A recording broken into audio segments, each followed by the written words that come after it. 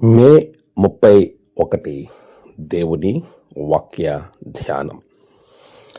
మనము సంతోషపడి ఉత్సహించి ఆయనను మహిమపరచుటము. ప్రకటన 19:7. మన ప్రభువైన యేసుక్రీస్తు నామములో మీ అందరికీ శుభములు తెలియజేస్తూ ఉన్నాను. ప్రియులారా, దేవుని మహాకృపలో మే 1వ తారీఖు నుండి 31వ తారీఖు వరకు ప్రభు మనలను కాపాడిన రీతిని బట్టి ఆయనకు కృతజ్ఞతాస్తుతులు చెల్లిస్తూ ఉన్నాను. ఈ నెలంతా మన ప్రయాణాలలో, పనులలో, తలపెట్టిన కార్యములలో ఆయన మనతో ఉండి మనల్ని నడిపించారు. అందుని బట్టి ఆయనకు కృతజ్ఞతాస్తుతులు చెల్లిస్తూ ఉన్నాను. ప్రియ విశ్వాసులారా, ఇంత గొప్ప మేలు మనకి దేవుడు జరిగించినందుకు ఆయనను మహిమపరిచే వారంగా మనం ఉండాలి. మనము వీటిని బట్టి, దేవుడు మన జీవితంలో చేసిన కార్యాలను బట్టి సంతోషంగా ఉత్సహించి ఆయనను మహిమపరిచే రీతిగా ఉండాలి. ప్రకటన గ్రంథము 19వ అధ్యాయములో ప్రభు యొక్క దూత ఆయనను స్తుతించుడి అనేటువంటి ఒక అద్భుతమైన ఆహ్వానాన్ని గొర్రెపిల్ల మహోత్సవానికి ఇస్తున్నప్పుడు ఆయన కొరకు మనమందరము స్తుతించడానికి సిద్ధంగా ఉండాలి అనే సందర్భంలో ఈ మాట వ్రాయబడ్డది.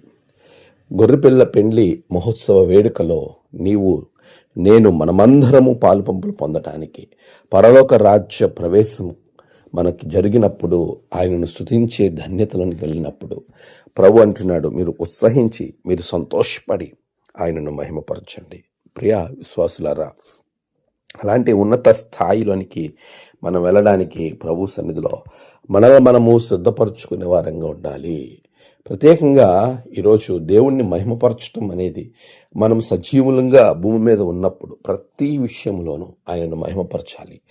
అంతేకాదు, మనము క్రియలు కూడా ఆయనను మహిమపరచాలి.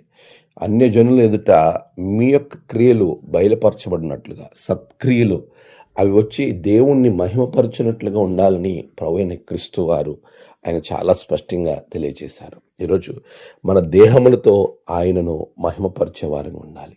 మనం ఏ విధంగా మన జీవితాన్ని కట్టుకుంటూ ఉన్నాం?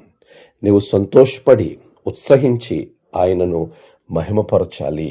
అలా మహిమపరిచేటువంటి స్థితి నీకు, నీ కుటుంబానికి ఉన్నప్పుడు దేవుణ్ణి నువ్వు మహిమపరిస్తే ప్రభు నీకు ఇవ్వాల్సిన ఆశీర్వాదాలన్నీ సమయానుకూలంగా అనుగ్రహిస్తాడు. ప్రియులారా, చాలాసార్లు మానవుల్ని మహిమపరచడానికి చాలా ప్రయత్నాలు చేస్తూ ఉంటారు. అంతేకాదు, మానవుల్ని మహిమపరిచి మానవులకు విలువనిచ్చి దేవుణ్ణి అవమానపరిచేవారు చాలామంది కనబడతారు. నీవు విశ్వాసంలో ఆ స్థాయికి దిగజారకూడదు. మనం దేవుణ్ణి మాత్రమే మహిమపరిచే వారంగా ఉండాలి. ఆ మహిమపరిచే విధానం కూడా సంతోషంగా, ఉత్సాహంగా ఆయనను మహిమపరచాలి. అలా నీ దేహము, నీ క్రియలు దేవుణ్ణి మహిమపరచి ఆయనను ఉన్నతంగా నీ ద్వారా ఆయన మహిమపరచబడినప్పుడు ప్రభు నిన్ను, నీ కుటుంబాన్ని ఆశీర్వదిస్తాడు. అట్టి ఆశీర్వాదం దేవుడు మీకు అనుగ్రహించి నడిపించునుగాక. ఆమెన్. ప్రార్థన. సర్వశక్తిమంతుడా, గొప్ప దేవా, నీకు వందనాలు. గడిచిన కాలమంతా మీరు తోడుగొన్నారు. ప్రత్యేకంగా నాయన, నీ బిడ్డలను దీవించండి, ఆశీర్వదించండి. ప్రభువా, మీ నామాన్ని మాత్రమే మహిమపరిచే రీతిలో వీరిని ఆశీర్వదించండి. నేడు జన్మదినము, వివాహదినము, ఆయా విశేష దినములు జరుపుకున్న బిడ్డలను బహుగా దీవించండి. తమ ప్రియులు కోల్పోయి ఆదరణ వరకు ఎదురు చూస్తున్న బిడ్డలకు ఆదరణ, నెమ్మది అనుగ్రహించండి. ఈ దినము ప్రభువా, నీ బిడ్డలు తలపెట్టిన ప్రతి కార్యములు జయం దయచేయండి. అనారోగ్యంగా ఉన్న వారికి మంచి ఆరోగ్యాలను దయచేయండి. దేవా, విశేషించి నాయనా, బిడ్డల జీవితాల్లో ఉన్నటువంటి ప్రతి ఇబ్బందిని తొలగించి నీ రక్షణ ఆనందంతో నింపమని యేసు నామమున ప్రార్థించి వేడుకుంటున్నాం తండ్రి. ఆమేన్.